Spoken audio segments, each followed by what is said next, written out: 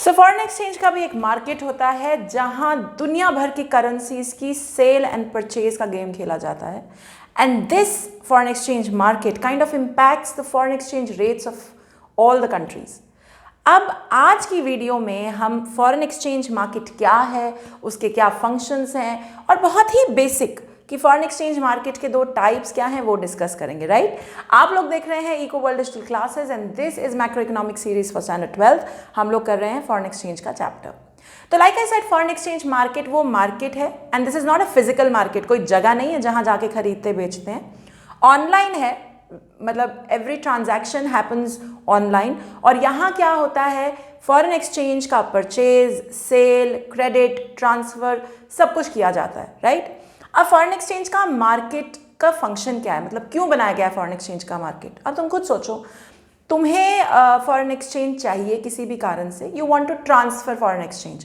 आप रेमिटेंस भेज रहे हैं, आप इंडिया में काम करते हैं बट आप इंडिया के नहीं हैं, आप अपने देश में पैसा भेजना चाहते हैं बट आप कमा तो इंडियन रुपीज़ में रहे हैं, तो आपको घर भेजने के लिए अपनी करेंसी चाहिए होगी एंड ऑब्वियसली इस देश के बैंकों के पास इंडियन करेंसी उनकी अपनी है तो होगी, बाहर के देशों की करेंसी कैसे आएगी।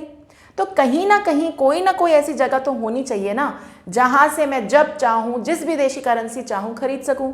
ऐसा कोई ज़रूरी तो नहीं है ना कि मुझे उस देश जाना पड़ेगा और वहां जाके करेंसी खरीद के लेके आनी पड़ेगी। Right, so that is why foreign exchange market का होना हमारे लिए आसानी कर देता है कभी भी किसी भी देश की करेंसी को खरीदना या बेचना। कभी ट्रांसफ़र में ज़रूरत पड़े, ट्रांसफ़र क्या होता है, आप यहाँ रहते हैं, आप अपने घर पैसा भेजना चाहते हैं, या कोई बाहर इंडियन रहता है वो यहाँ पैसा भेजना चाह रहा है, कमा वो डॉलर में रहा है, तो इस ट्रांसफ़र को फैसिलिटेट करने के लिए कोई ना कोई मैकेनिज़्म, कोई ना कोई सिस्टम तो होना चाहिए और वो होता है फॉरेन एक्सचेंज मार्केट के थ्रू। ठीक है, तो चलो अब फॉरेन एक्सचेंज मार्केट के तीन मोटे फंक्शन जो तुम्हारे सिलेबस में हैं वो है ट्रांसफ़र, क्रेडिट फंक्शन और हेजिंग। अब ट्रांसफर तो मैंने अभी समझा दिया, रेमिटेंस हो रही है, पैसे जा रहे हैं, that is transfer function. Credit, credit लेना देना, जैसे बैंक लोन देते हैं, जब बैंक इंडिया में लोन देंगे इंडियन करेंसी में, लेकिन कई बार ऐसा हो सकता है कि आप काम कर रहे हैं एक्सपोर्ट इंपोर्ट का और आप इंडिया में बैठे हुए हैं but you deal with Russia, तो आपको रशियन करेंसी की ज़रूरत है। आप इस मार्केट से रशियन करेंसी का क्रेडिट ले सकते हैं। राइट, आप रशियन करेंसी का लोन ले सकते हैं। Like I said, Indian bank can do it, वो कर सकता है अगर पीछे से कोई ना कोई ऐसा मार्केट है, ऐसा कोई सिचुएशन, कोई सिस्टम है जिसके थ्रू वो ऐसा कर पाए। राइट, तो फॉरेन एक्सचेंज मार्केट के जो पार्टिसिपेंट्स हैं वो कौन है, वो बैंक्स हैं, कमर्शियल इंस्टीट्यूशंस हैं। तो ये मार्केट इन सब इंस्टीट्यूशन से बनता है। तो कोई एक्सपोर्ट इंपोर्ट का काम कर रहा है, रशियन करेंसी चाहिए लोन पे, क्रेडिट पे, तो वो यहाँ से मिल सकता है। Fine, finally hedging. Now what is hedging, hedging समझने के लिए I will explain. So let's say मैं एक्सपोर्ट इंपोर्ट के बिजनेस में हूँ और मैं किसी रशियन पार्टी के साथ ट्रेड अग्रीमेंट साइन करती हूँ। ओके, अब ट्रेड अग्रीमेंट हमने आज साइन कर लिया, लेकिन जो हमारी डिलीवरी है, मतलब जो गुड्स डिलीवर होने वाले हैं वो 10 महीने बाद होने वाले हैं। करेक्ट, यहाँ तक बात क्लियर है। ओके, अब रशिया के साथ जो मेरा आज एक्सचेंज रेट चल रहा है, फॉरेन एक्सचेंज रेट, कोई ज़रूरी तो नहीं है कि 10 महीने बाद यही फॉरेन एक्सचेंज रेट चले। ऐसा भी हो सकता है कि फॉरेन एक्सचेंज रेट बढ़ जाए, एफईआर बढ़ जाए, या फॉरेन एक्सचेंज रेट कम हो जाए। Both the situations are possible, क्योंकि बहुत वोलेटाइल होता है, कभी भी फ्लक्चुएट कर सकता है। अब अगर तुम सोचो कि कम हो जाए या घट जाए फॉरेन एक्सचेंज रेट, तो किसी एक पार्टी को तो नुकसान है ना, या तो उसका नुकसान या मेरा नुकसान, मतलब दोनों ही लुटने की कगार पे हो सकते हैं अगर फॉरेन एक्सचेंज रेट उनकी कंट्री के हिसाब से फेवरेबल नहीं हुई। तो ये बात ट्रेड और बिजनेस वाले बहुत अच्छे से समझते हैं, इसलिए वो करते हैं hedging. What is hedging? Hedging is mutually agreeing to a foreign exchange rate जिस पे वो ट्रेड डिलीवरी होगी, ताकि दोनों तरफ का रिस्क मिटिगेट हो जाए। अब इसका क्या मतलब हुआ, मान लो आज मेरी और रशिया की करेंसी चल रही है 1 Russian rouble is equal to 50 Indian rupees. I don't know what is the current rate, I am just taking an example. और 10 महीने बाद ये रेट 40 भी हो सकता है, ये रेट 80 भी हो सकता है। तो हम डिसाइड कर लेंगे कि यार हमारे पास दो ऑप्शंस हैं, या तो हम डिसाइड करें कि जो आज रेट है जिसे हम स्पॉट रेट बोलते हैं जो आज रेट है उसी रेट पे हम लिख देते हैं कि भाई चाहे 10 महीने बाद 60 का रेट हो, 80 का रेट हो, इट डज नॉट मैटर, हम स्पॉट रेट पे करेंगे। मतलब जो उस दिन, जिस दिन हमने पेपर साइन किया था, जो उस दिन रेट था, हम उसी रेट पे डिलीवरी करेंगे। तो अगर 10 महीने बाद भी हम अपने गुड्स बेचते हैं तो हमें पैसा किस रेट पे मिलेगा? 1 Russian rouble is equal to Indian rupee. That's one option. दूसरा ऑप्शन ये है कि जो उस दिन रेट होगा हम उस पर छोड़ देते हैं, लेकिन लाइक आई सेड, उस दिन जो रेट होगा अगर उस पर छोड़ दिया तो किसी ना एक पार्टी को तगड़ा नुकसान हो सकता है। तो उसको हटाने के लिए वो क्या करते हैं, एक रेट पहले ही डिसाइड कर लेते हैं। या तो स्पॉट रेट ले लेंगे जो उस दिन चल रही है उसी दिन की रेट, या फिर एक फ्लेक्सिबल रेट रख लेंगे कि 55 या 60 का रेट मान के whichever is higher whichever is lower, उसको लेके वो अपनी ट्रेड अग्रीमेंट में लिख देंगे। तो मान लो आज रेट चल रहा है 50 का, उन्हें लगता है कि कल को ये रेट बढ़ सकता है, ये 55 हो सकता है, तो रेट ले लेंगे 53 का और अपने यहां साइन करवा लेंगे उसी दिन ट्रेड अग्रीमेंट में। क्यों? 53 का मतलब है ना ज्यादा नुकसान ना ज्यादा फायदा, दोनों पार्टीज अपना अपना रिस्क थोड़ा कम कर रही हैं। अगर उनको लगता है कि रेट घट सकता है, कि कल को ये 40 हो जाएगा, तो वो 45 पे साइन करा लेंगे। ठीक है, कि देखो आज तो 50 का रेट चल रहा है, बट हमें लगता है कि 10 महीने बाद 45 का रेट हो जाएगा, 40 का रेट हो जाएगा, तो ना तुम्हारा फायदा ना मेरा, ना तुम्हारा नुकसान ना मेरा, दोनों तरफ का फायदा बना रहे और नुकसान ज्यादा ना हो, इसीलिए let's agree on a exchange rate of 45 और वॉट एवर इज लोअर। ऐसा भी करते हैं कि अगर मान लो लोअर तो नहीं, मतलब जो भी इक्विवेलेंट हो उससे, तो 45 का हम रेट लेके चलते हैं। थोड़ा सा मैं गड़बड़ बोल गई यहाँ पर, 45 का रेट लेके चलते हैं कि 45 कर लेते हैं भाई। 10 महीने बाद चाहे रेट 50 का हो चाहे रेट 40 का हो, हम लोग जो डिलीवरी करेंगे गुड्स की वो 45 के रेट पे करेंगे। This entire process is known as hedging, और हेजिंग का मतलब है रशियन कंपनी और इंडियन कंपनी दोनों अपना रिस्क अपनी अपनी तरफ से कम करने की कोशिश कर रहे हैं, इसलिए वो फॉरेन एक्सचेंज रेट फ्यूचर में जो होगी उस पर बात नहीं छोड़ रहे, एक पहले ही एक्सचेंज रेट डिसाइड करके उसी पे अपना ट्रेड अग्रीमेंट फॉलो कर रहे हैं। और ये फॉरेन एक्सचेंज मार्केट का बहुत बड़ा फंक्शन है। क्यों? क्योंकि कैसे पता कि रेट कल को बढ़ेगा या घटेगा? फॉरेन एक्सचेंज मार्केट के ट्रेंड्स को एनालाइज करके काफ़ी हद तक ये समझ में आ जाता है कि देखो रेट कल को बढ़ भी सकता है और रेट कल को घट भी सकता है। उस हिसाब से फिर हेजिंग की जाती है। क्लियर है हेजिंग? ग्रेट। अब आगे बढ़ते हैं। टाइप्स, दो टाइप्स है तुम्हारे सिलेबस में मार्केट के, दो टाइप्स, एक है स्पॉट मार्केट और एक है फॉरवर्ड या फ्यूचर्स मार्केट।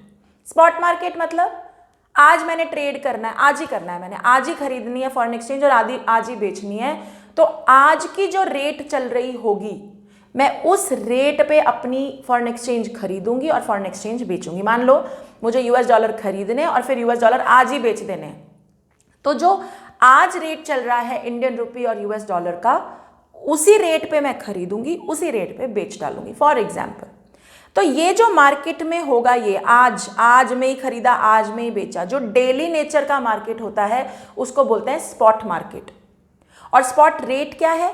जो रेट आज करंटली प्रिवेलिंग रेट है, जो अभी चल रहा है मार्केट में रेट, अगर मैं आज ट्रांजैक्शन कर रही हूं तो आज जो यूएस और इंडिया का एक्सचेंज रेट चल रहा है उसको बोलते हैं स्पॉट रेट। ठीक है, spot market does not deal with future deliveries. मतलब अगर स्पॉट मार्केट की बात करें तो फ्यूचर डिलीवरी 10 महीने बाद डिलीवरी होगी, 9 महीने बाद, उनसे ये डील नहीं करता। It only deals with those transactions जिनका नेचर है डेली नेचर का, कि आज ही खरीदना है आज ही बेचना है, सुबह तुमने साइन किया शाम को डिलीवरी है, ऐसा वाला काम स्पॉट मार्केट में हैंडल होता है। ठीक।